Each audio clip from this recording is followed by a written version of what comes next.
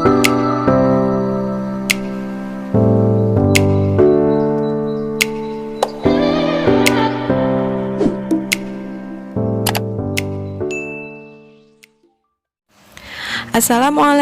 warahmatullahi wabarakatuh.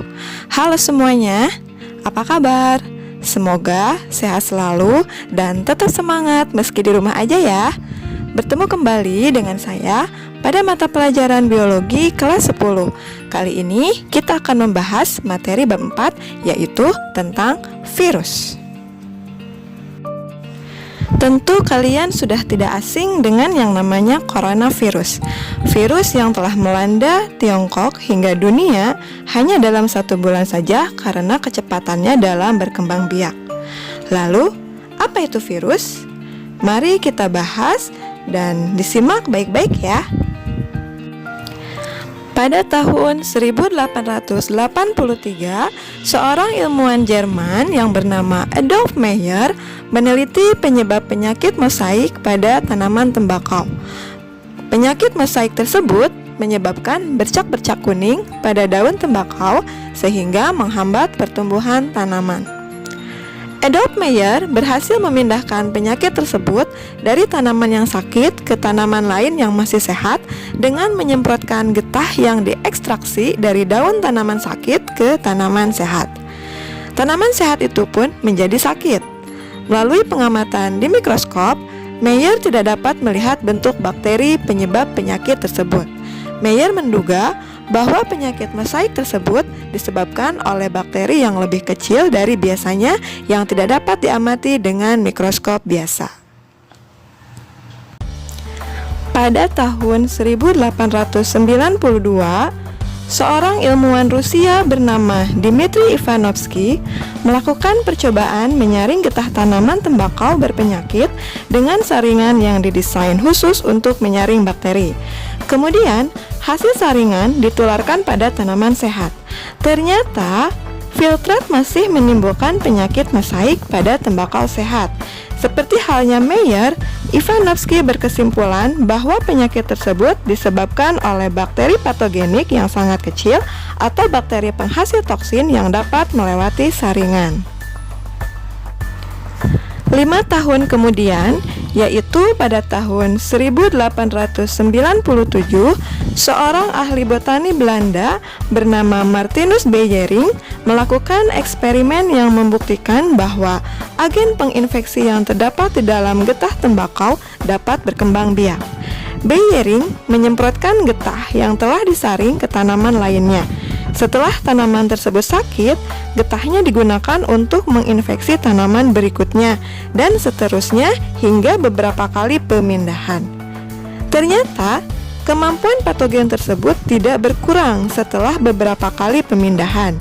Berbeda dengan bakteri, agen penginfeksi tersebut tidak dapat dikembangbiakan dalam medium nutrisi di dalam cawan Petri dan tidak dapat dinonaktifkan dengan alkohol. Beijering memperkirakan agen penginfeksi tersebut adalah partikel yang jauh lebih kecil dan lebih sederhana daripada bakteri.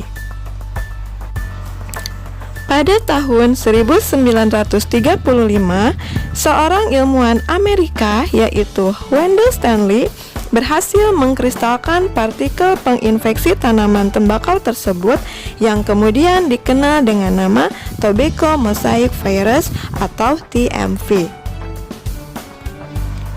Dari eksperimen ini, Stanley mengemukakan bahwa ternyata organisme tersebut bersifat partikulat. Maksudnya, bisa berada pada kondisi seperti partikel atau zat kimia. Pada kondisi ini, virus tidak seperti makhluk hidup dan tahan terhadap zat-zat berbahaya seperti alkohol. Akan tetapi, ketika virus masuk ke dalam sel makhluk hidup, misalnya pada tumbuhan tembakau tadi, maka dia bisa hidup dan sifatnya seperti makhluk hidup, yaitu dapat berkembang biak. Nah, sekarang mari kita kenalan dengan virus. Apa itu virus? Siapakah dia? Apakah termasuk makhluk hidup atau sebagai benda mati? Sebagian peneliti menganggap bahwa virus sebagai peralihan antara makhluk hidup dan benda mati. Mengapa disebut sebagai peralihan? Mari kita simak ciri-ciri atau karakteristik virus berikut ini. Ciri virus yang pertama yaitu bersifat aseluler. Maksudnya adalah tidak memiliki sel. Yang kedua, dapat berkembang biak atau bereplikasi jika berada pada sel hidup. Yang ketiga, bersifat parasit intraseluler obligat. Ciri yang keempat, ukuran tubuh virus rata-rata antara 0,02 sampai 0,3 mikrometer dan paling besar berukuran 200 nanometer. Yang kelima, hanya memiliki satu jenis asam nukleat, yaitu DNA saja atau RNA saja. Yang keenam, biasanya stabil pada pH 5,0 sampai 9,0. Dan yang ketujuh, aktivitas virus dapat dihilangkan oleh sinar ultra ungu dan sinar X, tetapi zat antibiotik dan zat anti kuman tidak dapat berpengaruh terhadapnya. Bentuk virus bermacam-macam.